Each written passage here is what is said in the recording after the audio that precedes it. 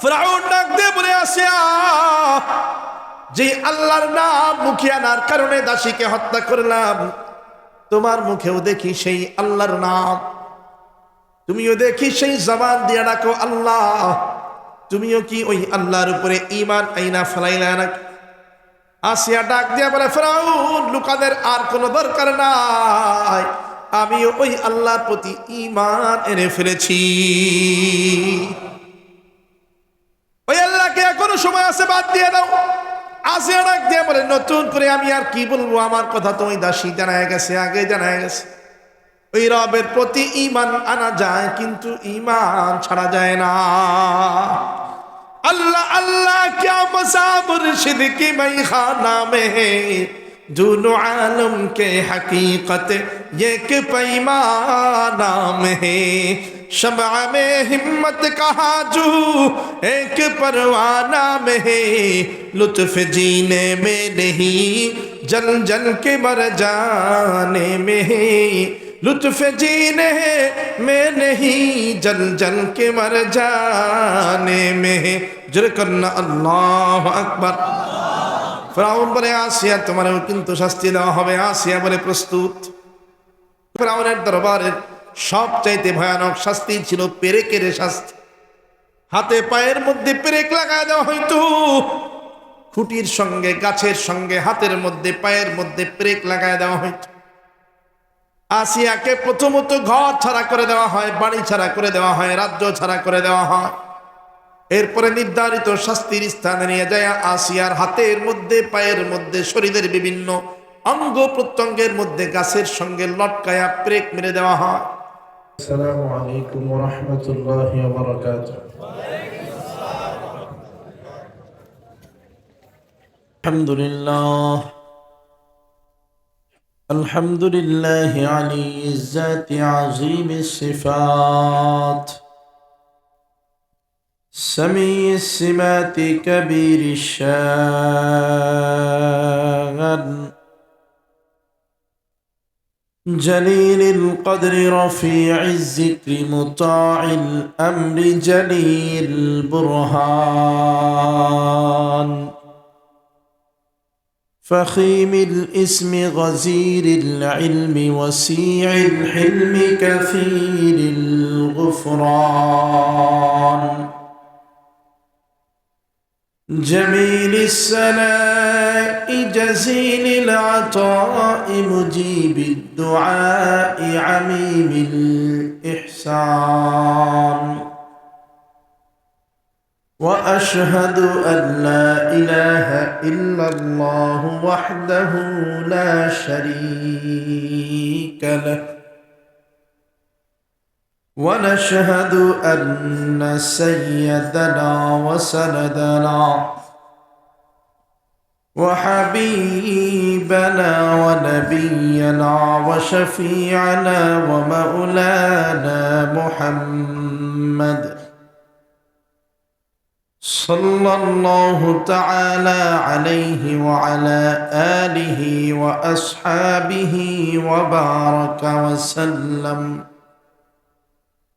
وبارك وسلم تسليما كثيرا كثيرا وداعيا إلى الله بإذنه وسراجا وقمرا منيرا أما بعد فأعوذ بالله من الشيطان الرجيم بسم الله الرحمن الرحيم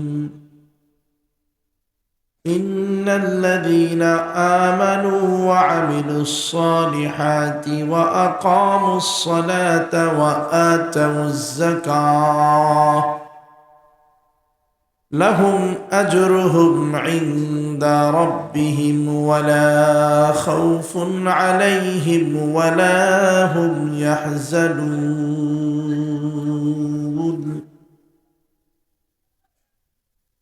وعن عائشة رضي الله عنها قالت كان أحب العمل إلى رسول الله صلى الله عليه وسلم الذي يدوم عليه صاحبه صدق الله مولانا العظيم وصدق رسوله النبي الأمي الكريم وعلى آله وأصحابه أجمعين ربنا ظلمنا أنفسنا وإن لم تغفر لنا وترحمنا لنكونن من الخاسرين مقام عاشقی دیگر مقام بندگی دیگر ضروری سزدا بخواہی ز خاکی بہ سزا خواہی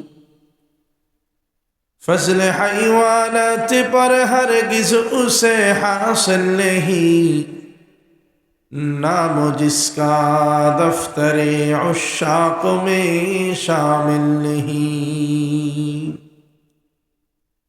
خاک اس انسان کا ہوگا جہنم کا حطب جس کے عنصر ہی میں ناری عاشقہ شامل نہیں عشق سے بیتاب جو دل ہے نہیں وہ دل نہیں عشق سے بیتاب جو دل ہے نہیں وہ دل نہیں جلوے جانا سے خالی ہے جو وہ منزل نہیں جلوے جانا سے خالی ہے جو وہ منزل نہیں لا الہ الا اللہ جرے لا الہ الا اللہ لا الہ الا اللہ لا الہ الا اللہ জোরে ও মধুর নামটি নিলে হৃদয় হাসে ও মধুর নামে সুখ নেমে আসে ও মধুর নামটি নিলে হৃদয় হাসে ও মধুর নামে সুখ নেমে আসে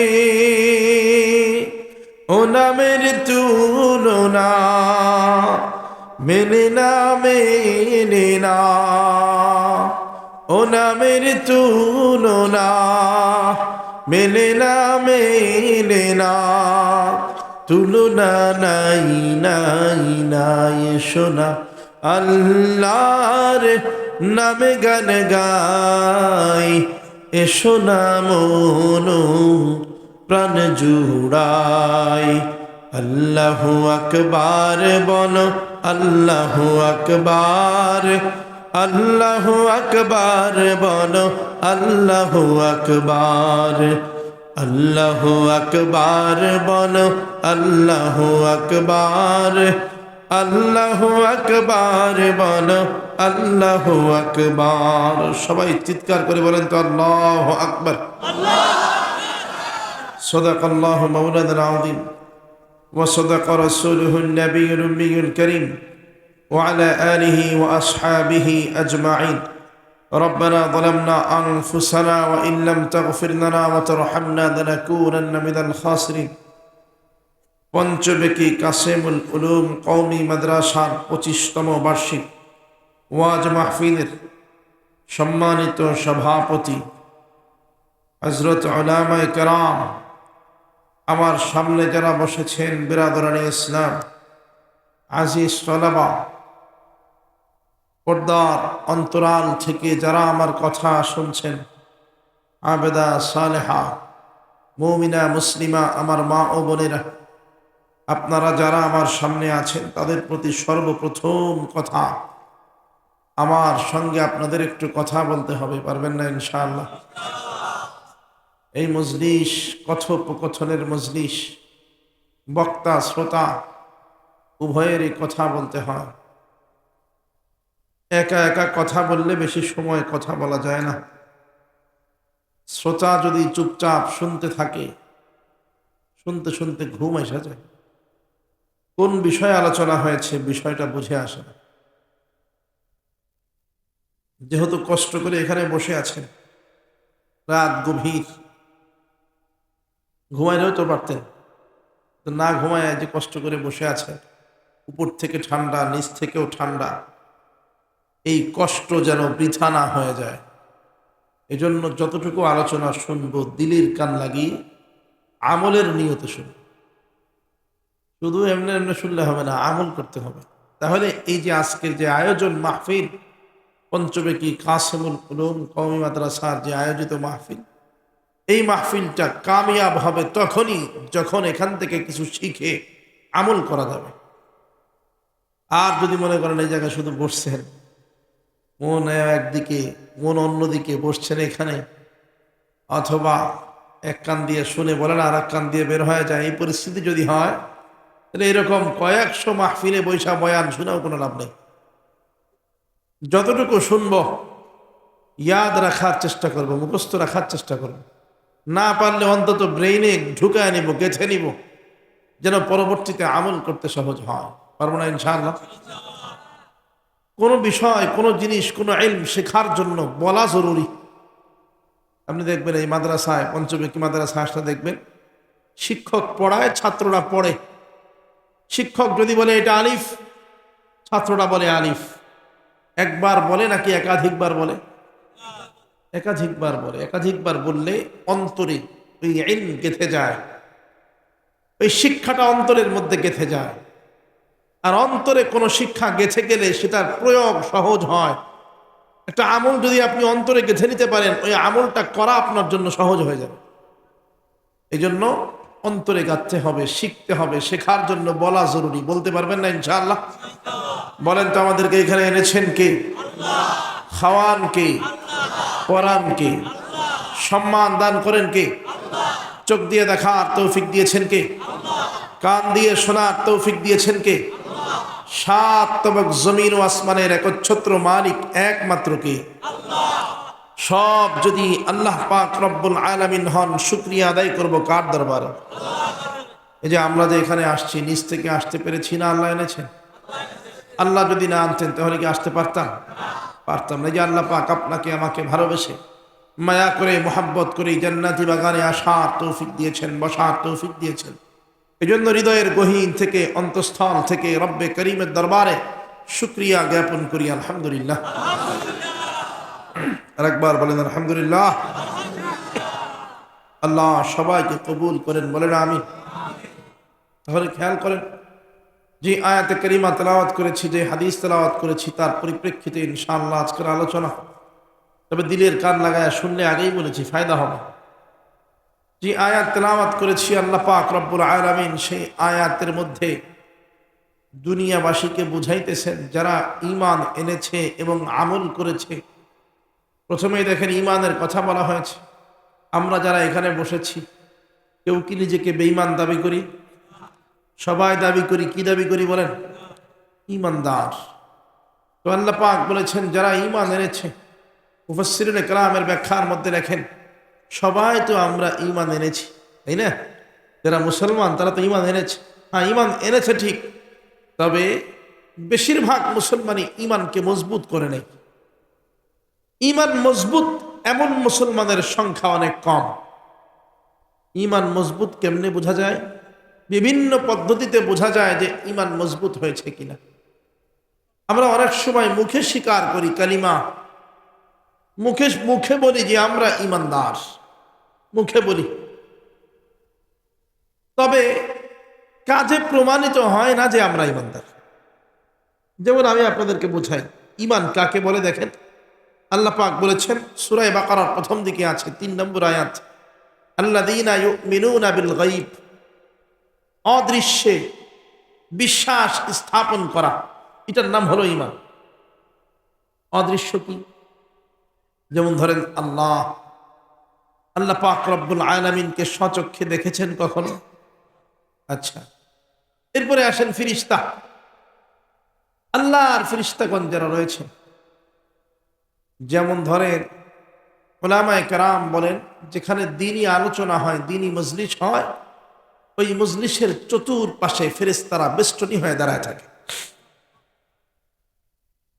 এই যে এখানে দ্বীনি আলোচনা হইতেছে, দ্বীনি মজলিস, উলামায়ে কেরাম বলেছেন এই মজলিসের চতুর্পাশে ফেরেশতা রয়েছে, তারা আল্লাহর দরবারে দোয়া করে।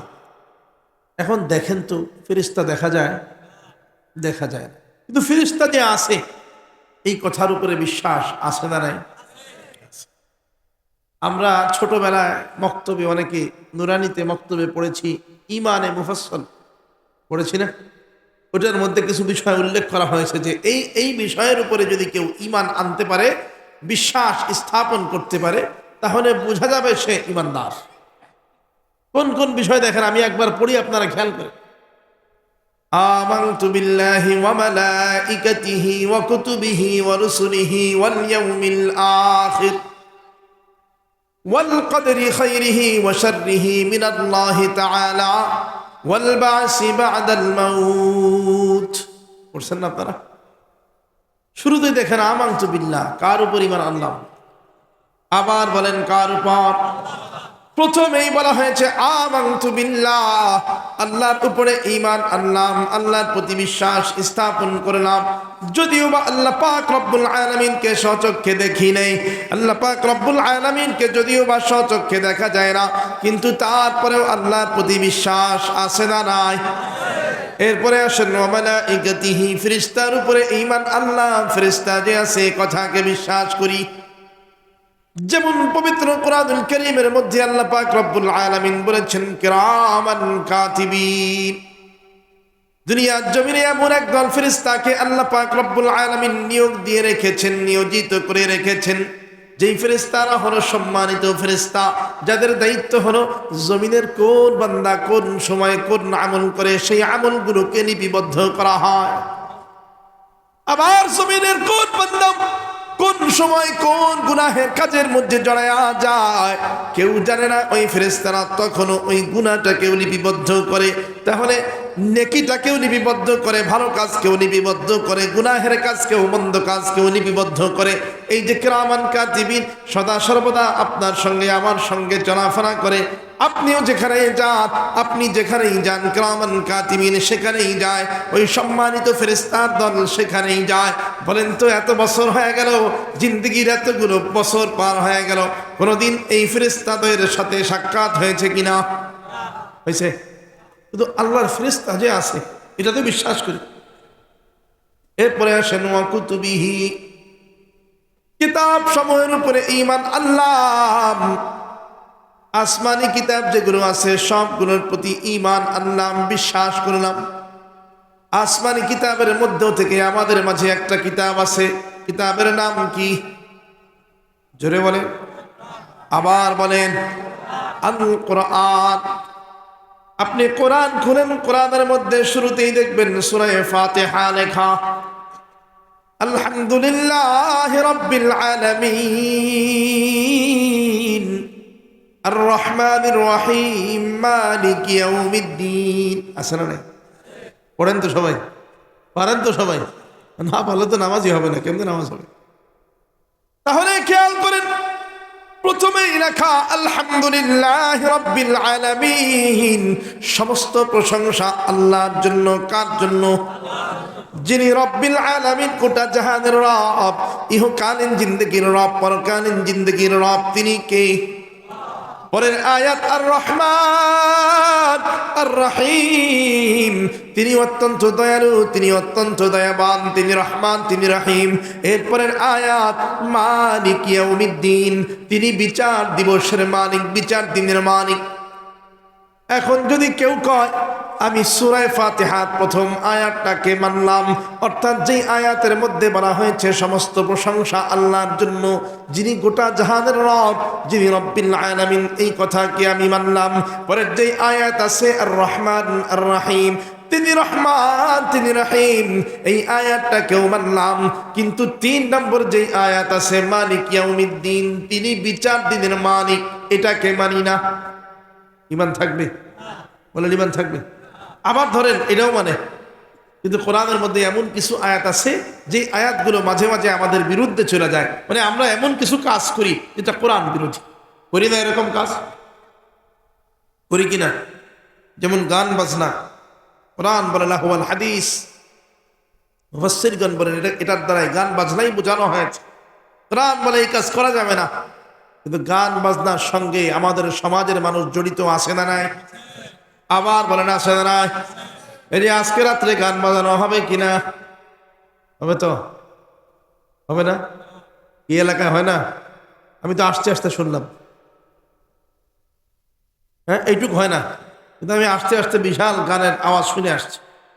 আমি হেলমেট পরা, হেলমেটের ভিতর দিয়ে আওয়াজ আমার কানে আসছে, তার মানে বুঝেন হেলমেট খোলা থাকলে কি অবস্থা হইতো?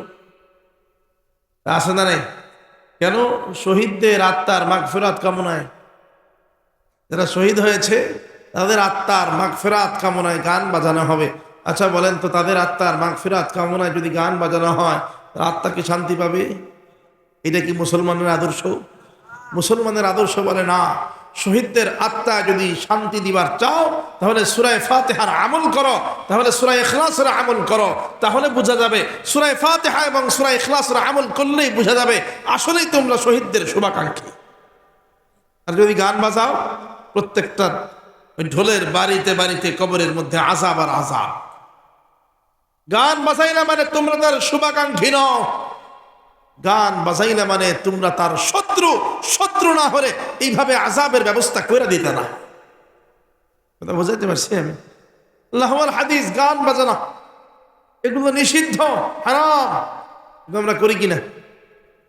আবার যেমন ধরেন ঘুষ খাওয়া হারাম, কোরআন বলে ঘুষ হারাম, কোরআন বলে সুদ হারাম, কিন্তু ঘুষের সঙ্গে সুদের সঙ্গে আমরা জড়িত আছি না নাই?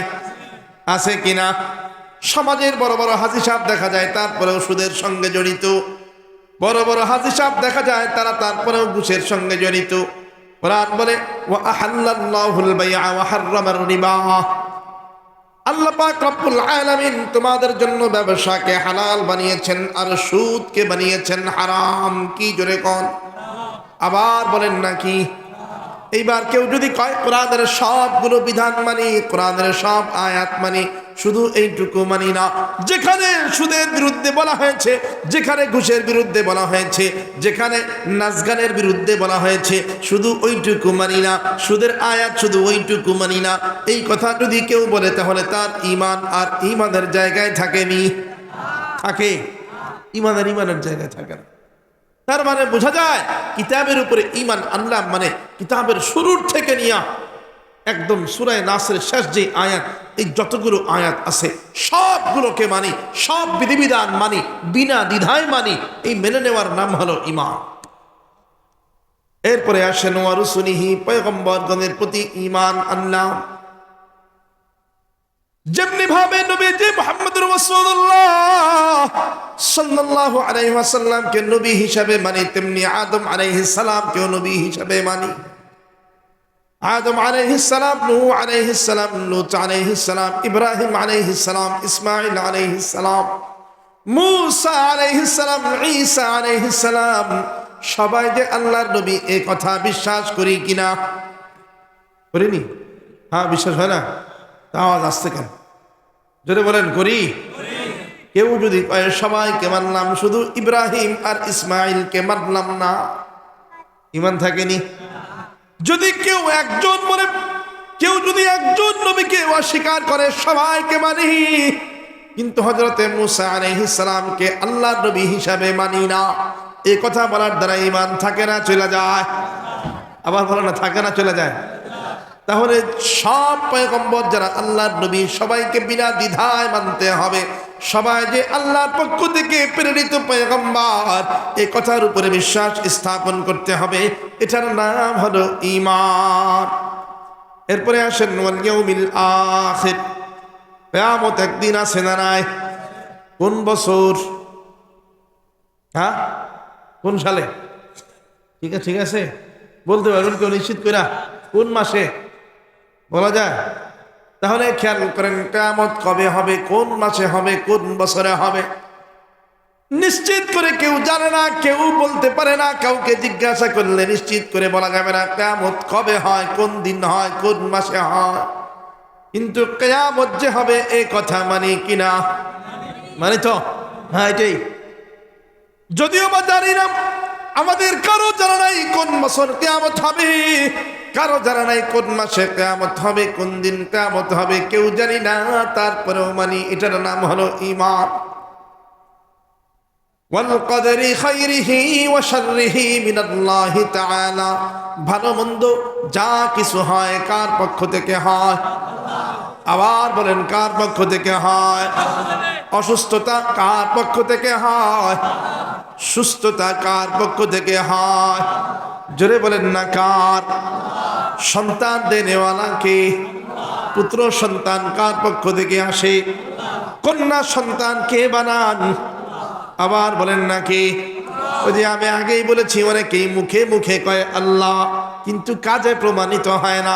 অনেকের দেখা যায় একটা, দুইটা, তিনটা কন্যা সন্তান হয়েছে, চতুর্থবার কন্যা সন্তান হওয়ার আগ মুহূর্তে, সন্তান হওয়ার আগ মুহূর্তে স্ত্রীকে ওয়ার্নিং দিয়ে দেয়, সাবধানতা জানায় দেয়, সাবধান, এবারও যদি তোমার গর্ভ থেকে কন্যা সন্তান প্রসব করে তাহলে তুমি আমার ভাত আর খাইতে পারবা না। বলে না? এরকম মানুষ আছে না নাই? আপনাদের এদিকে নাই, আমাদের ওদিকে বহুত আছে। কন্যা সন্তান অসন্তুষ্ট হয়, স্ত্রীকে তোমার দোষ। স্ত্রী বানাইছে। কেউ কি কন্যা সন্তান বানানো ওয়ালা? সাবধান, শিরিকের গুনাহ হয়ে যাবে। আল্লাহ বলেন পুত্র সন্তান, কন্যা সন্তান দেনেওয়ালা আমি, আর আপনি বানায় দিলেন কি? স্ত্রী। তার মানে কি বুঝাইলেন? স্ত্রীর দোষ দেওয়া মানে কি? ও বানাইছে? বানানেওয়ালাকে। আবার বলেন না কে? এই জন্য শুধু মুখে মুখে বললে হবে না, কাজে প্রমাণ করে দিতে হবে। যা কিছু হয় আল্লাহর পক্ষ থেকে হয়। কন্যা সন্তান হয় আল্লাহর পক্ষ থেকে হয়, পুত্র সন্তান হয় আল্লাহর পক্ষ থেকে হয়, অসুস্থতা আল্লাহর পক্ষ থেকে হয়, সুস্থতা আল্লাহর পক্ষ থেকে হয়, মুসিবত আল্লাহর পক্ষ থেকে হয়, ভালাই আল্লাহর পক্ষ থেকে হয়। কার পক্ষ থেকে হয় বলেন না? এই কথার উপরে বিশ্বাস আছে না নাই? এরপরে বলা হয়েছে ওয়াল বাসি বাদাল মাউত, মরণের পরে আবার একদিন আল্লাহর দরবারে উপস্থাপিত হতে হবে। এই কথার উপরে বিশ্বাস আছে না নাই? হাসরের ময়দান যে আছে, বিশ্বাস আছে না নাই? মিজান পুলসিরাত যে আছে, বিশ্বাস করি কিনা? করি তো সবাই। এখন কেউ যদি বলে মরণ, মরণ মানে শেষ, এরপরে আর কোনো জিন্দেগি নাই, হ্যাঁ, কেউ যদি এই কথা কয় যে মরণ মানেই শেষ, এরপরে আর কোনো জিন্দেগি নাই, আর কোথাও উঠতে হবে না, কোনো মিজান পুলসিরাত, এগুলো মানুষের বানানো গল্প। এ কথা বললে কি ইমান থাকে? বলেন ইমান থাকে? ইমান থাকে। তাহলে এই যে কতগুলো বললাম দেখেন, ইমানের মুফাসসিরের মধ্যে তো ভালো করে বুঝাই দেওয়া হয়েছে যে এমন এমন বিষয় আমরা জানি না, দেখি নাই, কিয়ামত কবে জানি না, আল্লাহ কেমন দেখি নাই, ফেরেশতা কেমন দেখি নাই, কিতাব কিভাবে নাজিল হয়েছে দেখি নাই, পয়গম্বর কাউকে দেখি নাই, বিশ্বাস করি কিনা? বিশ্বাস করি তো, এটার নাম ঈমান। আল্লাহ বলেন ঈমান যারা এনেছে, মুফাসসিরিনে কেরাম বলে শুধু আনারা মজবুত করেছে। মজবুত কিভাবে হয়? মজবুতের একটা পদ্ধতি হলো জীবন যাবে তারপরেও ঈমান দেব না। কথা বুঝাইতে পারলাম? জীবন যাবে তারপরেও ঈমান দেব না। আল্লাহ নবী মুহাম্মদুর রাসূলুল্লাহ সাল্লাল্লাহু আলাইহি ওয়াসাল্লাম, খেয়াল করেন, মুসনাদে আহমদের হাদিস বলি, আল্লাহ নবী মুহাম্মদুর রাসূলুল্লাহ সাল্লাল্লাহু আলাইহি ওয়াসাল্লাম মিরাজে যাইতেছেন। মেরাজ বুঝেন তো আপনারা? বাইতুল্লাহ থেকে বাইতুল মুকদ্দাস থেকে আরশ আজিম পর্যন্ত যে সফর, ওটাকে বলা হয় মিরাজ। সূরা বনী ইসরাঈলের প্রথম আয়াতের মধ্যে আল্লাহ পাক বলেন নবী মিরাজে যাওয়ার সময় তাকে বিভিন্ন রকমের নিদর্শন দেখানো হয়েছে, আল্লাহর মহাকুদরত দেখানো হয়েছে। খেয়াল করেন, আল্লাহ পাক রব্বুল আলামিন নবীজি মুহাম্মদুর রাসূলুল্লাহ সাল্লাল্লাহু আলাইহি ওয়াসাল্লামকে বিভিন্ন নিদর্শন দেখিয়েছেন, মহাকুদরত দেখিয়েছেন। এই মিরাজের রজনীতে নবীজি পথ চলতেছেন, সঙ্গে আছে জিবরাইল আমিন। এক মরুভূমি পাড়ি দিচ্ছেন, হঠাৎ করে নবীজি মুহাম্মদুর রাসূলুল্লাহ সাল্লাল্লাহু আলাইহি ওয়াসাল্লামের নাকের মধ্যে সুন্দর ঘ্রাণ আসলো, মিশক আম্বরের ঘ্রাণ। নবীজি ডাক দিয়ে বলে জিবরাইল, এই বিশাল মরুভূমির মধ্যে ওই স্থান থেকে কেন এইরকম মেশক আম্বরের ঘ্রাণ বের হয়? জিবরিল ডাক দিয়ে বলে, নবী গো, ওই মরুভূমির ওই স্থানটার মধ্যে একজন নারী, একজন রমণী মহিষীর কবর রয়েছে। তার কবর থেকে এইভাবে সদা সর্বদা মেশক আম্বরের ঘ্রাণ বের হতে থাকে। নবীজি সঙ্গে সঙ্গে ডাক দিয়ে বলে, জিবরাইল, ওই মহিষী রমণী ওই নারীটাকে পৃথিবীর কোন রানী ছিল নাকি কোন সম্রাজ্ঞী ছিল?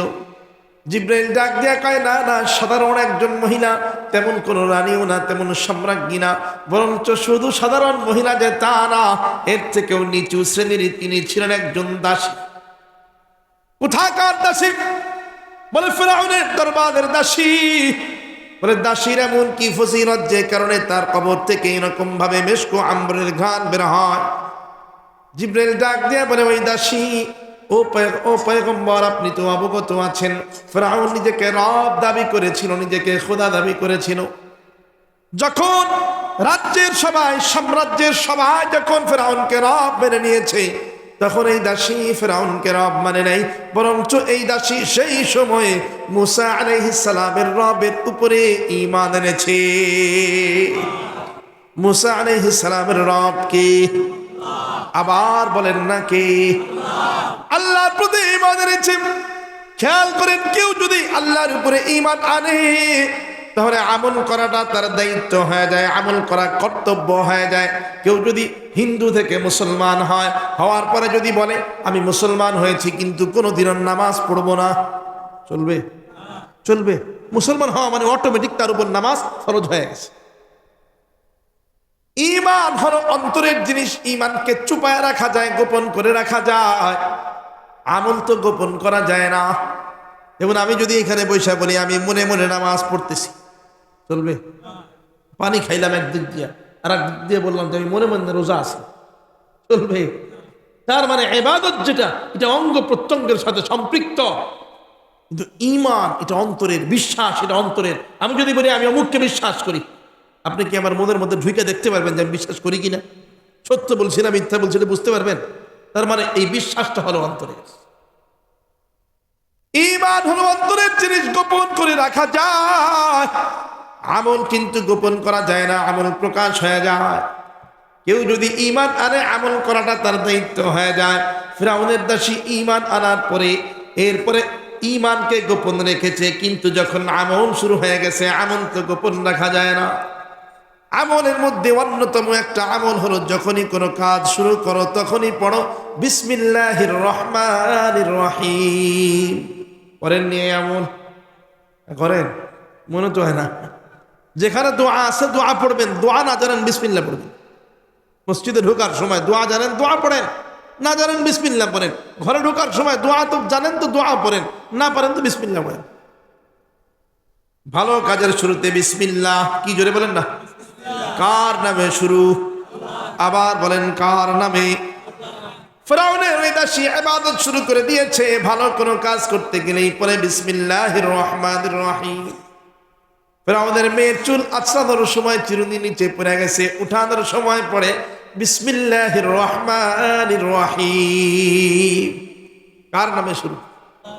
ফিরআউনের মেয়ে ডাক দিয়ে বলে, মানিল্লাহ, আল্লাহটা আবার কি? এতদিন পর্যন্ত জানতাম আমার বাবা এই রাজ্যের রব, এই জগতের রব, এখন দেখি তুমি এক নতুন রবের নাম দিলা আল্লাহ। এই আল্লাহটা আবার কে? আল্লাহর পরিচয় দাও। ফিরআউনের দাসী সঙ্গে সঙ্গে ডাক দিয়ে বলে, আল্লাহু রাব্বুস সামাওয়াতি ওয়াল আরদ। আল্লাহ হলেন এমন একজন রব যিনি আসমান বানানে ওয়ালা, যিনি জমিন বানানে ওয়ালা। আসমান জমিন বানানে ওয়ালা কে? আবার বলেন নাকি? সঙ্গে সঙ্গে ফিরআউনের মেয়ে ডাক দিয়ে বলে, মান রাব্বুস সামাওয়াতি ওয়াল আরদ। আসমান এবং জমিন আবার কোন রব বানাইলো? অর্থাৎ বুঝাইতে চায় এতদিন পর্যন্ত জানতাম আমার বাবা ফিরআউন আসমান বানাইছে, বলেন না নাউজুবিল্লাহ। এতদিন পর্যন্ত জেনেছি আমার বাবা জমিনের রব, এখন দেখি তুমি এক নতুন রবের কথা বলতেছো, নতুন রবের গুণগান গাইতেছো। তুমি বলতেছো আল্লাহ নামক এক রব নাকি আসমান জমিন বানাইছে। দাসী তখন ডাক দিয়ে বলে, তিনি যে শুধু আসমান জমিন বানিয়েছেন এমন না, কুল কায়নাত সব মাখলুক সৃষ্টি করেছেন আল্লাহ। এই যে আমাকে দেখো, আমাকেও সৃষ্টি করেছেন আল্লাহ, তোমাকেও সৃষ্টি করেছেন আল্লাহ, এবং তোমার যেই বাবা ফেরাউন আছে ওই ফেরাউনকেও সৃষ্টি করেছেন আমার আল্লাহ। वो मेरे रब है, मेरे सब है, मेरे पलने वाला है, वो मेरे दिल में हिदायत का बती जलने वाला है, वो मेरे मालिक है व खालिक है व रहमान व रहीम है, वो मेरे सत्तार है जब्बार है रज़्ज़ाक़ व करीम है, वो मेरे सत्तार है जब्बार है रज़्ज़ाक़ व करीम है। আল্লাহ আমার রব, এই রবি আমার সব, আল্লাহ আমার রব, এই রবি আমার সব, দামে দামে তন মনে তাহারি অনুভব, দামে দামে তন মনে তাহারি অনুভব, আল্লাহ আমার রব, এই রবি আমার সব, আল্লাহ আমার রব, এই রবি আমার সব। আমাদের রব কে? আবার বলেন আমাদের রব কে?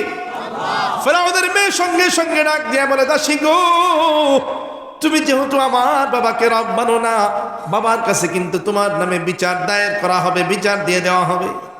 দাসী বলে, অসুবিধা নাই, বিচার দিয়ে দিবা তো বিচার দিয়ে দাও। লম্বা ইতিহাস। ফেরাউনের দরবারে বিচার চলে যায়, ফেরাউন সৈন্যবাহিনী পাঠায় দেয় দাসীকে গ্রেফতার করার জন্য। গ্রেফতার করে ফেরাউনের কাঠগড়ায় দাসীকে দাঁড় করানো হয়। ফেরাউন ডাক দিয়ে বলে, তুমি আমার খায়া আমার পইরা আমার রাজ্যে বসবাস কইরা দেখি আমাকে রব মানতে চাও না, নতুন এক রবের প্রতি নাকি ঈমান এনেছ। কে সেই রব? কোন রব? ফেরাউনের দাসী ডাক দিয়ে বলে, তিনি হলেন আল্লাহ। কেন তুমি তার উপরে ঈমান আনলা? আমাকে বাদ দিয়া কেন তুমি তার উপরে ঈমান আনলা? ফেরাউনের দাসী ডাক দিয়ে বলে, ও ফেরাউন, তুমিও জানো আমিও জানি, তুমিও খুব ভালো করে জানো রব হওয়ার কোন যোগ্যতা তোমার মাঝে বিদ্যমান নাই। তুমি মানুষ বানাইতে পারবা না, আসমান বানাইতে পারবা না, জমিন বানাইতে পারবা না, মাখলুক বানাইতে পারবা না, কোন যোগ্যতা তোমার মাঝে বিদ্যমান নেই। ফেরাউন ডাক দিয়ে বলে, এমন কথা যদি বলো তাহলে কিন্তু শাস্তি দেওয়া হবে। দাসী বলে, অসুবিধা নাই, যত শাস্তি দিবা দাও সব দেব, তারপরেও ঈমান দেব না। শাস্তি কিন্তু শুধু তোমাকে যে একা দেওয়া হবে এমন নয়, তোমার সন্তান সহ কিন্তু তোমাকে শাস্তি দেওয়া হবে। কোন কোন বর্ণনায় পাওয়া যায় দাসীর 7 জন সন্তান, কোন বর্ণনায় বলা হয়েছে 3 জন, আমরা কমটাই ধরি 3 জন। বলে, তোমার 3 সন্তান সহ কিন্তু তোমাকে শাস্তি দেওয়া হবে। দাসী ডাক দিয়া কয়, 3 সন্তান নয়, আল্লাহ পাক রব্বুল আলামিন যদি আমাকে 1000 সন্তান দিতেন, আমি সবগুলোকে আল্লাহর রাস্তায় বিলায়া দিতাম। मकामे आशिकी दीगर मकामे बंदगी दीगर ज़नूरी सजदा में खाही ज़खा की बेह सजा खाही फजल हैवानात पर हरगिज़ उसे हासिल नहीं नाम जिसका दफ्तरे उश्शाक में शामिल नहीं। जोरे कन्ना अल्लाह अकबर। আবার বলেন আল্লাহু আকবার। আল্লাহ প্রেমের কেমন দাম, কেমন মর্যাদা, আল্লাহ প্রেমের কত মর্যাদা, কত দাম ভালো করে খেয়াল করে। দাসী বলে, আমার অন্তরের মধ্যে তোমার জন্য কোনো মহাব্বত নাই, মহাব্বত আছে আল্লাহর জন্য। কার জন্য? যদি আমার 1000 সন্তান থাকতো, আমি সবগুলোকে ওই আল্লাহর জন্য বিলায় দিতাম। লম্বা ইতিহাস। ফিরআউন সৈন্যবাহিনীকে ডাক দিয়ে কয়, ও সৈন্যবাহিনী, আগুন জ্বালায় দাও, শাস্তি দেওয়া শুরু হয়ে যাবে। আগুন জ্বালায় দেওয়া হয়। বলে, বড় একটা কড়াই আগুনের উপরে দাও। আগুনের উপরে কড়াই দেওয়া হয়। তেল ঢালো, তেল দিয়ে কড়াইকে পরিপূর্ণ করে দেওয়া হয়। যখন ওই তেল গরম হয়ে টকবক করে করে ফুটতে শুরু করে দেয়, দাসীর কোলে দুধের শিশু, একদম ছোট শিশু, ওই শিশুকে কোল থেকে টেনে হিচড়ে নিয়ে ফিরআউনের আদেশে ওই শিশুকে সৈন্যবাহিনীর টাইনা হিচড়ে নিয়ে এরপরে ওই গরম তেলের মধ্যে নিক্ষেপ করে দেয়। হাড্ডি গোস্ত চামড়া গরু সব আলাদা আলাদা হয়ে যায়। আবার দ্বিতীয় সন্তানকে ওই ফেরাউনের দাসীর কোল থেকে টাইনে আনিয়া গরম তেলের মধ্যে নিক্ষেপ করে হত্যা করা হয়।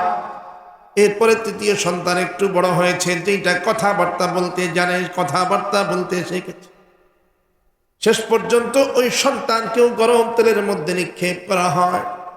ইতিহাসবিদগণ লেখেন, ওই বড় সন্তান যে কিনা কথাবার্তা বলতে জানে, বুঝতে শিখেছে, ওই সন্তানকে যখন গরম তেলের মধ্যে নিক্ষেপ করা হয়, ওই সন্তান সবার দিকে তাকিয়ে সুন্দর করে হাসতে শুরু করে দেয়।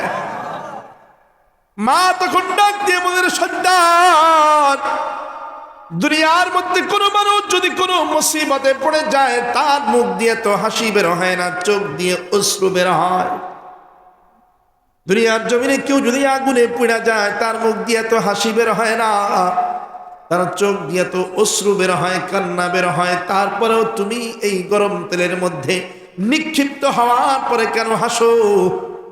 সন্তান ডাক দিয়ে বলে, মা, তোমার সাথে যখন আমরাও আল্লাহর প্রতি ঈমান এনেছিলাম, মনের মধ্যে সন্দেহ ছিল, তুমি যেই রবের প্রতি ঈমান আনাইলা, যেই রবের প্রতি আমরা ঈমান আনলাম, ওই রব আসল রব কিনা।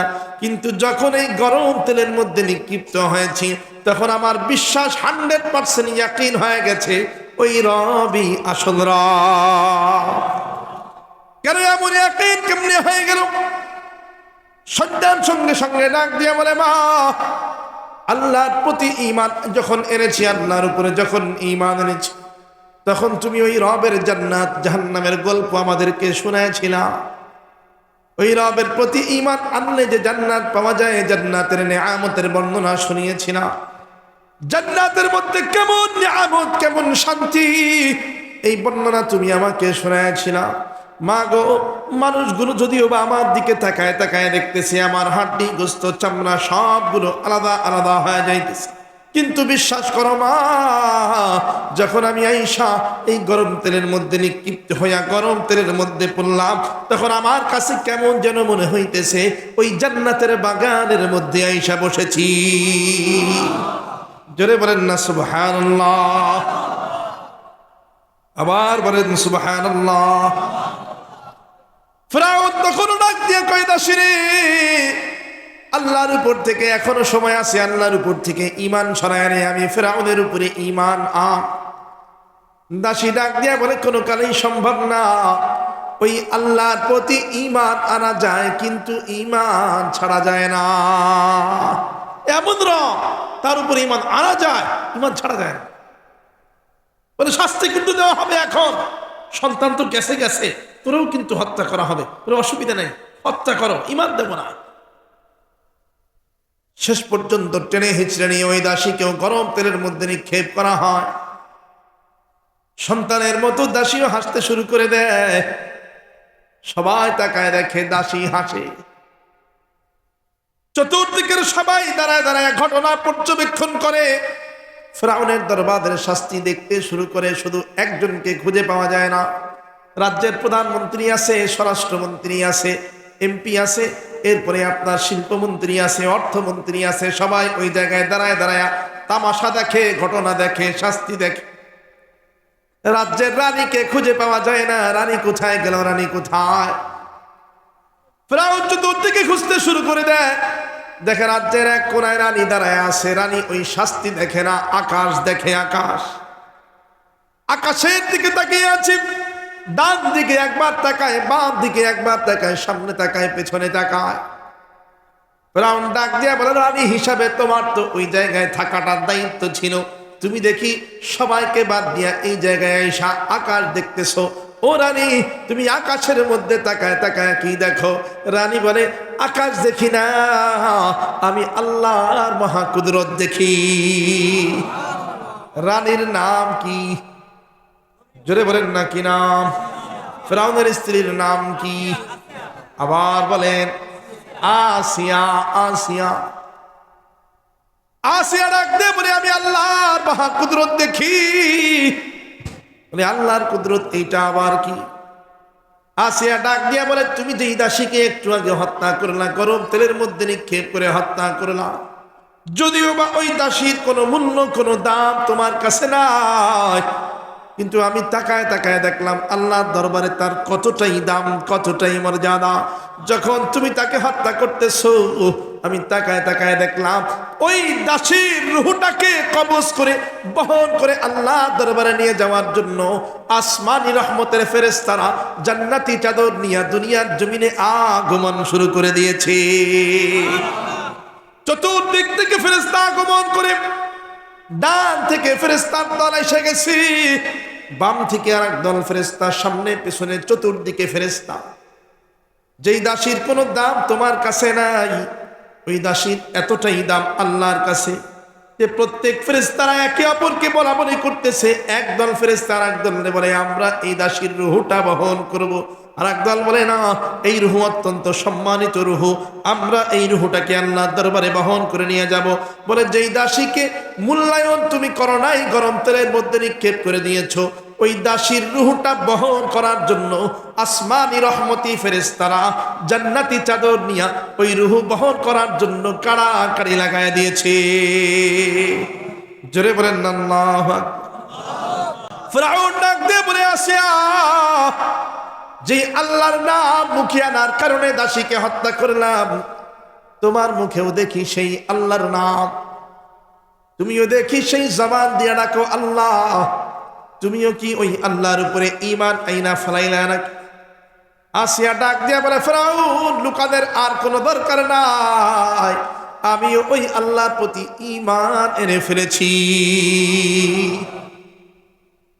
ওই আল্লাহকে এখনো সময় আছে, বাদ দিয়ে দাও। আসিয়া ডাক দিয়া বলে, নতুন করে আমি আর কি বলবো, আমার কথা তো ওই দাসী জানায় গেছে, আগে জানায় গেছে। ওই রবের প্রতি ঈমান আনা যায়, কিন্তু ঈমান ছাড়া যায় না। अल्लाह अल्लाह क्या मज़ा मुर्शिद की मैखाना में है, दूनो आलम के हकीकत ये कि पैमाना में है, शम्अ में हिम्मत कहा जू एक परवाना में है, लुत्फ जीने में नहीं जल जल के मर जाने में है, लुत्फ जीने में नहीं जल जल के मर जाने में है। जर करना अल्लाह अकबर। ফিরআউন বলে, আসিয়া তোমারও কিন্তু শাস্তি দেওয়া হবে। আসিয়া বলে, প্রস্তুত। খুব সংক্ষেপে বলি, খেয়াল করেন, ফিরআউনের দরবারের সবচাইতে ভয়ানক শাস্তি ছিল পেরেকের শাস্তি। হাতে পায়ের মধ্যে পেরেক লাগায় দেওয়া হইতো, খুঁটির সঙ্গে গাছের সঙ্গে হাতের মধ্যে পায়ের মধ্যে পেরেক লাগায় দেওয়া হইতো। আসিয়াকে প্রথমত ঘর ছাড়া করে দেওয়া হয়, বাড়ি ছাড়া করে দেওয়া হয়, রাজ্য ছাড়া করে দেওয়া হয়। এরপরে নির্ধারিত শাস্তির স্থানে নিয়ে যায় আসিয়ার হাতের মধ্যে পায়ের মধ্যে শরীরের বিভিন্ন অঙ্গ প্রত্যঙ্গের মধ্যে গাছের সঙ্গে লটকায়া পেরেক মেরে দেওয়া হয়।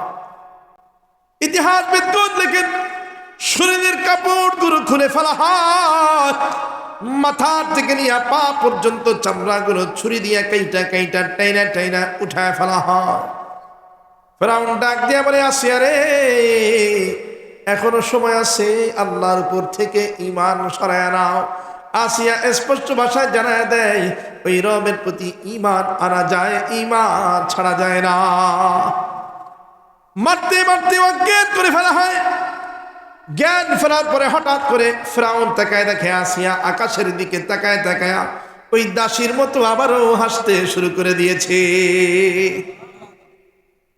ফিরআউন ডাক দিয়া বলে, আসিয়া রে, মরণের ভয়ে পাগল হয়ে গেল নাকি? তোমার দাসীও তো মরণের ভয়ে পাগল হয়ে হাসতেছে, তার সন্তান মরণের ভয়ে পাগল হয়ে হাসতেছিল, তুমিও কি মরণের ভয়ে পাগল হয়ে হাসতেছো নাকি? আসিয়া ডাইকা কয়, ফিরআউন ঈমানদার মরণে ভয় পায় না, ঈমানদার ভয় পায় কেবল আল্লাহকে। কাকে বলেন না? ঈমানদারের ভয় কার প্রতি? আবার বলেন না, কাকে ভয় পায়? জোরে বলেন না, কাকে? শেষ পর্যন্ত হাসতে শুরু করে দেয় আসিয়া। ফিরআউন ডাক দিয়ে বলে, তাহলে তুমি কেন এইভাবে হাসতেছো? আসিয়া বলে, যখন তুমি আমাকে নির্মমভাবে নির্যাতন করতেছিলা, ও ফিরআউন শুনে নাও, যখন তুমি আমাকে নির্মমভাবে নির্যাতন করতেছিলা, আমি তখন গোপনে গোপনে আমার রব আল্লাহকে ডাইকা ডাইকা একটা আবদার করেছি, রব্বি ইবনিলি ইনদাকা বাইতান ফিল জান্নাহ। আয় রব, ফিরআউন আমাকে ঘর ছাড়া করে দিয়েছে, বাড়ি ছাড়া করে দিয়েছে, রাজ্য ছাড়া করে দিয়েছে, তাতে আমার বিন্দুমাত্র দুঃখ নাই, তাতে আমার বিন্দুমাত্র অসুবিধা নেই। তোমার দরবারে আমি আসিয়ার ছোট্ট একটা আবদার, আল্লাহ জান্নাতের মধ্যে তোমার কাছাকাছি স্থানে আমি আসিয়ার জন্য ছোট্ট একটা ঘর বানায় দিও। जो तू मेरा तो सब मेरा, फलक मेरा ज़मी मेरी, अगर एक तू नहीं मेरा तू कोई शई नहीं मेरी, अगर एक तू नहीं मेरा तू कोई शई नहीं मेरी। जोरे कन्ना अल्लाहु अकबर। आसिया बुझाइते चाइनो, আয় রব, আমি যদি তোমাকে পাওয়া যায় দুনিয়ার সব কিছু আমার হয়ে যাবে, আর যদি আমি তোমাকে না পাই সাম্রাজ্য আমার থাইকাও লাভ নেই, গাড়ি বাড়ি আমার হয়েও লাভ নেই। আল্লামা শামসুল হক ফরিদপুর রহমাতুল্লাহি আলাইহি বলেন, তুমি যদিও বা দুনিয়ার সব পাইলা, কিন্তু যদিও আল্লাহরে না পাও, সব পেয়ে গেছো কিন্তু আল্লাহকে পাও নাই, তার মানে তুমি দুনিয়ার কিছুই পাও না। কিন্তু দুনিয়ার কিছুই পাইলা না, কিন্তু আল্লাহ পাক রব্বুল আলামিনকে পেয়ে গেছো, আল্লাহর পেয়ারা বান্দা হয়ে গেছো। যদিও বা দুনিয়ার জমিনে তোমার পরনের মতো কাপড় নাই, যদিও বা থাকার মতো জায়গা নেই, কিন্তু আল্লাহ পাক রব্বুল আলামিনকে পেয়ে গেছো মানে তুমি দুনিয়ার সব পেয়ে গেছো। আসিয়া বলে, যখন আমি আল্লাহর দরবারে ফরিয়াদ জানিয়েছি, আল্লাহ পাক রব্বুল আলামিন আমার দোয়াটা এমন ভাবে কবুল করেছেন, আমার জন্য শুধু একটা ঘর দেন নাই, বরঞ্চ জান্নাতের মধ্যে আমার জন্য আল্লাহ পাক রব্বুল আলামিন বিশাল এক প্রাসাদের ব্যবস্থা করে দিয়েছে। ও ফিরআউন, ওই প্রাসাদটাকে কিছুক্ষণ পূর্বে আমার চোখের সামনে তুলে ধরা হয়েছে। আমি ওই প্রাসাদ দেখার সঙ্গে সঙ্গে আমার হাসি আর আটকায় রাখতে পারি নাই। দিল খুশি হয়ে গেছে, আনন্দে আত্মহারা হয়ে গেছি, এতটাই খুশি হয়েছি যে আমার হাসিটাকে আর থামায় রাখতে পারি নাই, আমার জবান দিয়ে হাসি বের হয়ে গেছে। জোরে বলেন না সুবহানাল্লাহ। তাহলে বললাম, ঈমান যদি মজবুত করতে হয় এইভাবে মজবুত করতে হবে, জেল জুলুম অত্যাচার নির্যাতন সহ্য করতে হবে, রক্ত দেওয়া লাগবে, জীবন দেওয়া লাগবে, কিন্তু তারপরেও ঈমান দেওয়া যাবে না। আল্লাহ পাক রব্বুল আলামিন এটাই বুঝিয়েছেন, ইন্নাল্লাযীনা আমানু, যারা ঈমান এনেছে, ঈমানকে মজবুত করেছে, ওয়া আমিলুস সালিহাত, আর যারা দুনিয়ার জমিনে নেক আমল করেছে। ঈমান আনার পরে বলেছিলাম নেক আমল করাটা আমাদের দায়িত্ব। প্রশ্ন আসতে পারে, হুজুর নেক আমল কি? এক কথায় বুঝায় দেই, দুনিয়ার যত ভালো কাজ আছে এ সবগুলো হলো নেক আমল। কোন আমল বলেন? আবার বলেন, কোন আমল? আমরা তো মনে করি নামাজ রোজা এগুলাই নেক আমল, এগুলো নেক আমল না। আপনি রাস্তার মধ্যে হাঁটেন, মানুষ দেখলে সালাম দেন, নেক আমল। রাস্তার মধ্যে হাঁটতেছেন, একটা পাথর পড়ে আছে, আপনার মনে হলো যে পাথরটা একটু মানুষের হাঁটতে কষ্ট হবে, আপনি পাথরটা সরায় দেন, নেক আমল। এটাও নেক আমল। নেক আমলের মধ্যে কিছু নেক আমল আছে যেগুলো একটু কঠিন, এবং তাহাজ্জুদের নামাজ নেক আমল, কিন্তু করতে একটু কঠিন। যারা পড়ে এদের জন্য কঠিন না, যারা পড়ে না এদের জন্য কিন্তু অনেক কঠিন। এই যে রাত উঠতে হয়, শীতের রাত উঠা নামাজে দাঁড়াইতে হয়, অজু বানাইতে হয়, ঠান্ডা পানি গরম পানি, হায় রে কত মুসিবত। রাত বড় পড়ার চেষ্টা করেন। তাহাজ্জুদ এক দামি ইবাদত, কথা যখন আসছে বলে ফেলাই, নেক আমলের মধ্যে একটা আমল তাহাজ্জুদ। কেমন দামি জানেন, কেমন গুরুত্বপূর্ণ ইবাদত। মুফাসসিরুল কিরাম বলে, দুনিয়ার কোনো ব্যক্তি, যে কোনো সমস্যার মধ্যেই থাকুক না কেন, সমস্যা থেকে বাঁচার জন্য যদি প্রত্যেক দিন তাহাজ্জুদ পড়ে, বেশি না, আপনি পরীক্ষা করার জন্য 2 মাস পড়েন।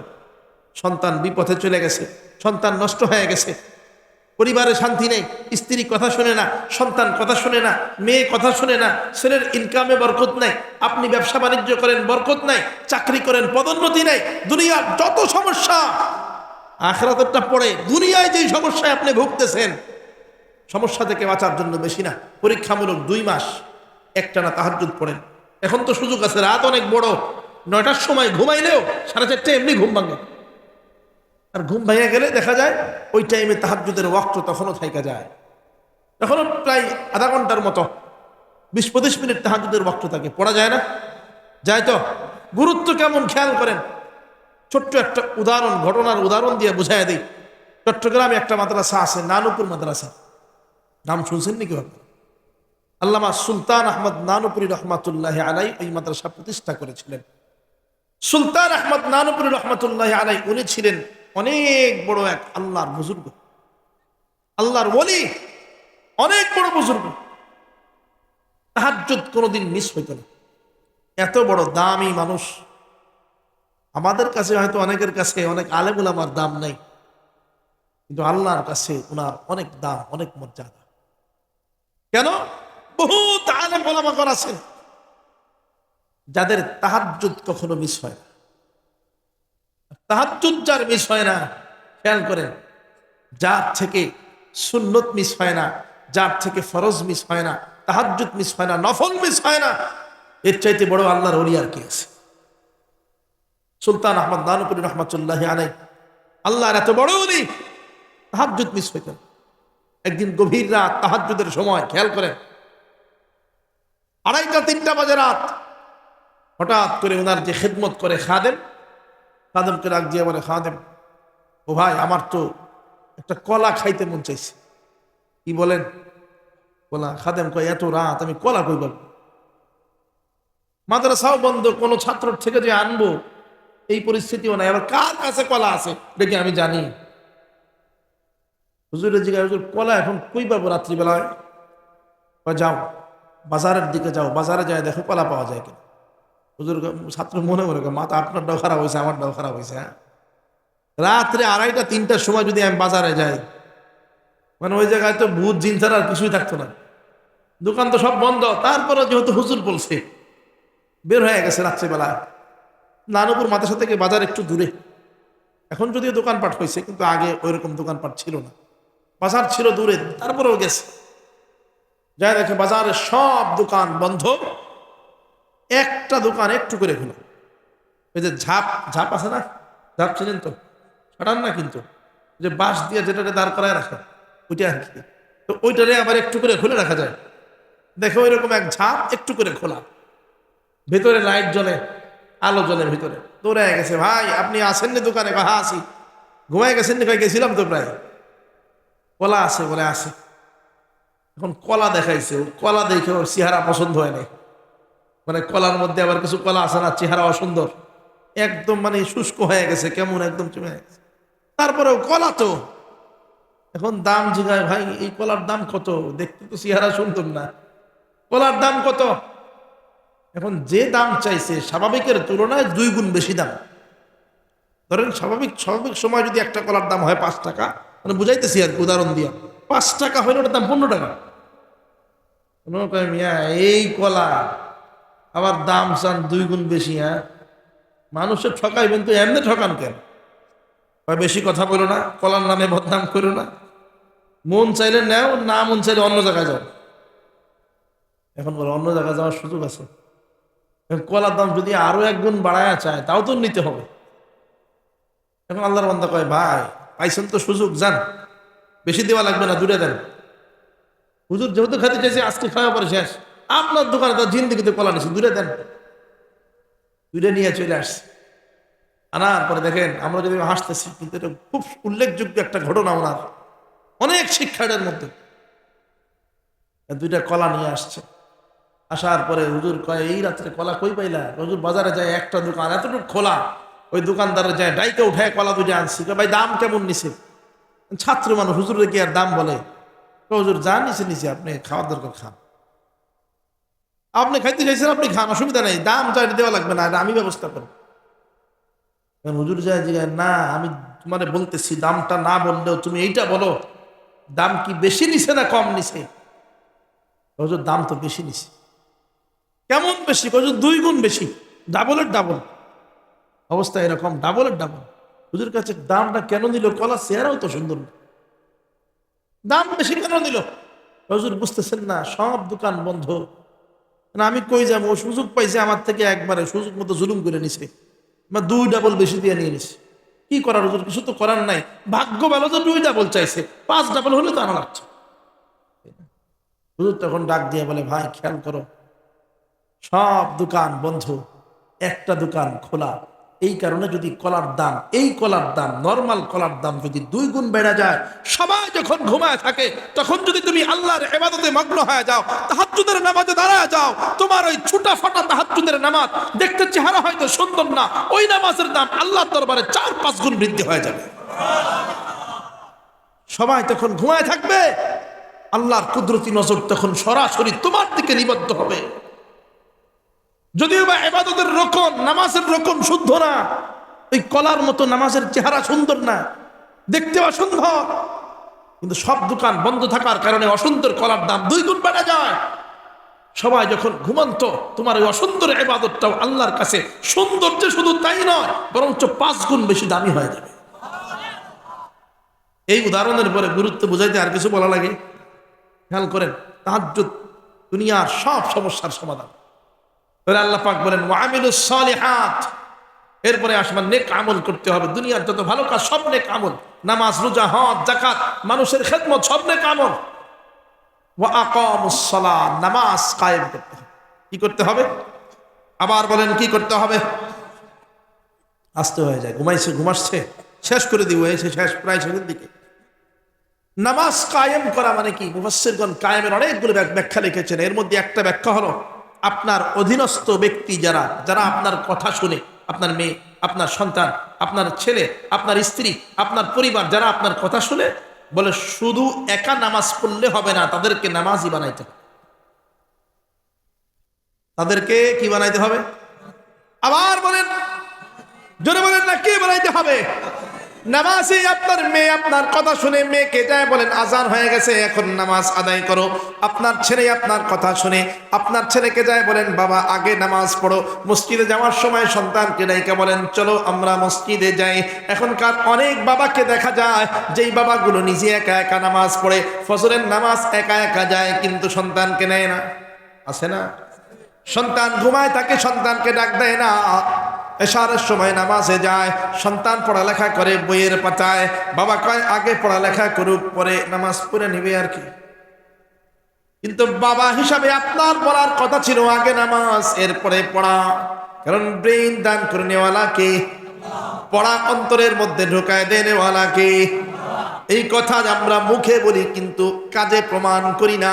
কাজে যদি প্রমাণ করতে চাই তাহলে আগে নামাজ আদায় করায় আনতে হবে। সন্তানকে বলেন বাবা পড়ালেখা পরে আগে নামাজ আদায় করো, এরপরে পড়ালেখা। বুঝাইতে পারছি? তাহলে নামাজ কায়েম করো মানে তোমার পরিবারকে নামাজি বানাও, তোমার বন্ধু বান্ধব যারা তোমার কথা শুনে তাদেরকে নামাজি বানাও। এরপরে আসেন ওয়া আতামুজ যাকাত, যাদেরকে আল্লাহ পাক রব্বুল আলামিন নিসাব পরিমাণ সম্পদ দিয়েছেন, যাদেরকে আল্লাহ পাক রব্বুল আলামিন সম্পদ দান করেছেন, যাকাতের সাহেবে নিসাবের মালিক হয়ে গেছে। এগুলো কি সব জেনে নেবেন হুজুর থেকে। কত টাকা হইলে সাহেবে নিসাব হয়, মাদ্রাসায় আয়েশা হুজুর থেকে জেনে নেবেন। বিস্তারিত আলোচনা করার সময় নেই। এক কথায় বুঝেন, যাদেরকে আল্লাহ পাক রব্বুল আলামিন সম্পদ দান করেছেন তাদের যাকাত আসল হকদারের কাছে পৌঁছায় দেওয়া লাগবে। মানে যাকাত নেওয়ার জন্য আমার বাড়ি আসবে এরকম না। বুঝাইতে পারছি আমি? আমার বাড়িতে যাকাত নিতে আসবে এটা না, আপনার পৌঁছায় দেওয়া লাগবে, দায়িত্ব। এই যে মাদ্রাসা, পঞ্চবেকি কাসিমুল উলুম কওমি মাদ্রাসায় বহু ছাত্র আছে যাদের মনে করেন ওই টাকা দিয়া পড়ার মতো যোগ্যতা নাই। একজনের দায়িত্ব নেন, এতিম মিসকিন যারা, একজনের দায়িত্ব নেন। ছাত্রের বাবা নেই, দায়িত্ব নেন যে আমি এই ছাত্রের ভরণ পোষণের দায়িত্ব নিয়ে নিলাম। যদি আসল এমনি টাকা দিতেও না পারেন, যাকাত থেকে হুজুরকে জানায় দেন যে এটা যাকাতের অংশ, এই ছাত্রের জন্য আমি ব্যবহার করতে চাই, সঠিক হবে কিনা হুজুর দেখে বলতে পারবে যে হ্যাঁ এই ছাত্রের জন্য আপনি ব্যবহার করতে চাইলে সঠিক হবে। বুঝাইতে পারছি আমি? আবার এটা মনে করেন না যে আমার টাকা এসে চলে। বুঝাইতে পারছি? খেয়াল করেন, এটা একটা গুরুত্বপূর্ণ কথা, খেয়াল করবেন। যাকাত এটা আপনার টাকা না। আবার বলি, খেয়াল করেন, যারা যাকাত দেন মনে করেন আমি যাকাত দিচ্ছি, যাকাত এটা আপনার টাকা না। আচ্ছা, আমার টাকা যদি আমার টাকা হয়, আমার টাকা যদি আমি ওনারে না দেই, কোনো গুনাহ হবে? বলেন, গুনাহ হবে? ধরেন এক ভাই আমার টাকা দিল ওনাকে দেওয়ার জন্য, এখন যদি আমি মাঝখান 2 টাকা মেরে দিই, তাহলে কি গুনাহ ছাড়া থাকা যাবে? তখন তখন গুনাহ হবে না? হবে তো। তার মানে কেউ যদি আমার কাছে কোনো টাকা আমানত দেয় এবং বলে দেয় যে অমুককে পৌঁছায় দিও, আমি যদি পৌঁছায় না দিয়ে মাঝখান দিয়ে মেরে দেই, গুনাহ হবে কিনা? হবে তো।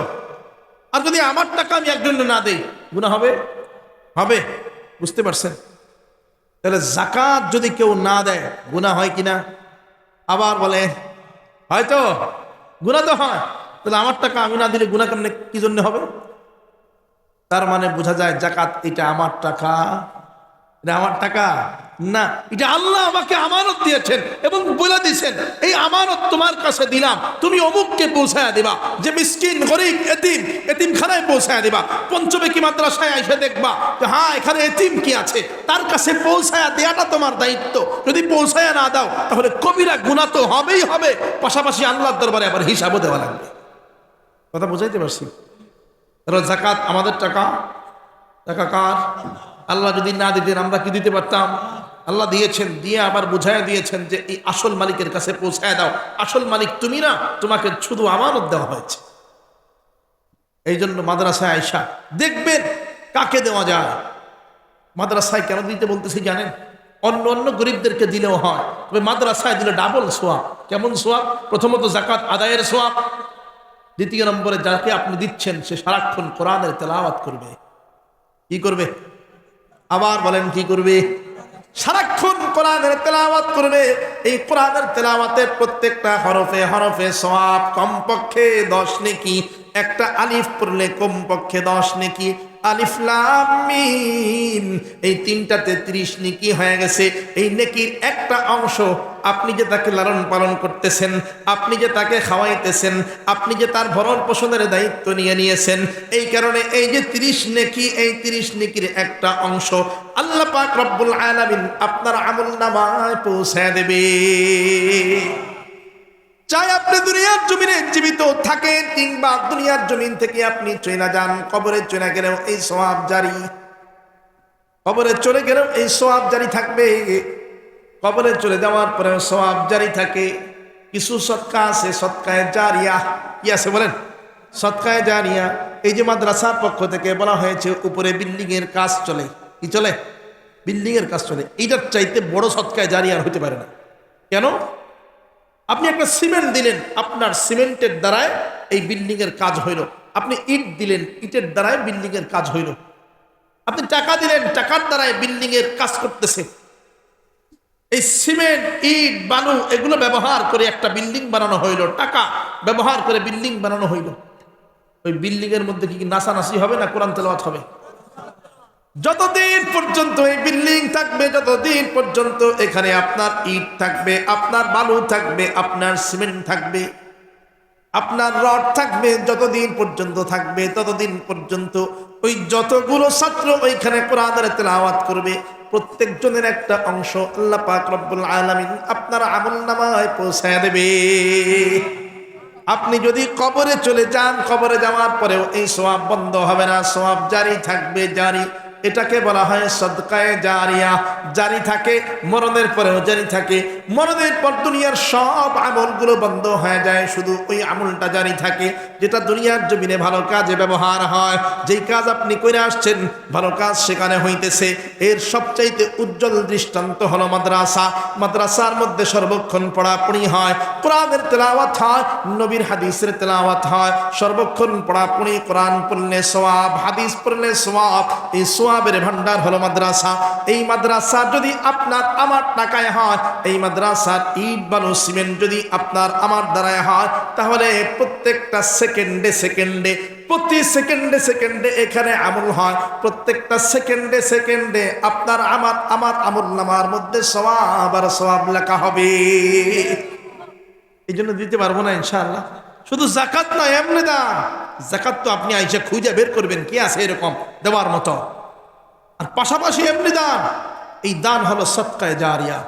জারি থাকে, জানি কবরের পরেও জারি থাকবে, কবরে চলে যাওয়ার পরেও এই দান, এই সদকা জারি থাকবে। মাদ্রাসার পক্ষ থেকে বলা হয়েছে ওই উপরের বিল্ডিং এর কাজ ধরবে, আপনার ছাদ পিলার করা হয়েছে, ছাদের কাজ হবে, বহু টাকার জরুরত। আল্লাহ যার সম্পদ পছন্দ করেন কেবল তাকেই দান করার জন্য কবুল করেন। সবার সম্পদ নেন না। বহু মানুষ আছে হাজার হাজার লাখ লাখ লাখ টাকা এই আজকের রাত্রে ব্যয় করে দিবে, কালকের দিনে ব্যয় করে দিবে গানের অনুষ্ঠানে, ওই টাকা মাদ্রাসায় গ্রহণ হবে না। কেন? আল্লাহ তাকে পছন্দ করেন না। এই কারণে কে আসেন আপনারা আপনাদের মধ্য থেকে এই মাদ্রাসার এই কাজের জন্য, যেটা সদকায়ে জারিয়া, যেই মাদ্রাসার মধ্যে ছাত্ররা পড়াপড়ি করবে, যেখানে বসে কোরআনের তেলাওয়াত হবে, কি আসেন মাদ্রাসার জন্য আপনারা 5,000, 10,000, 15, 20,000 যে যা পারেন। আমি কোনো সংখ্যা নির্ধারণ করে দেব না। সংখ্যা নির্ধারণ করলে অনেকের কষ্ট হয়ে যায়। চাপাচাপি না, কেবলমাত্র আল্লাহকে দেখানোর জন্য। কাকে বলেন? আবার বলেন কাকে? কেবলমাত্র আল্লাহকে দেখানোর জন্য। কোন ভাই আছেন 10,000, 5,000, 2,000 থেকে শুরু করে উপরের দিকে কে আছেন? একজন দাঁড়ায় যান। আমি মুসাফির, দূর থেকে আসছি, দোয়া করব, সবাই আমিন বলবে। কার আমিন, কার জবান আল্লাহর কাছে দামি, কার জবান আল্লাহর কাছে পছন্দনীয় জানি না, কার জবানের কত দাম জানি না। সবাই আমিন বলবে। কারটা কবুল হয়ে যায় বলা যায় না। আসেন, কোন ভাই আছেন 5,000, 10,000 টাকা? মাশাআল্লাহ।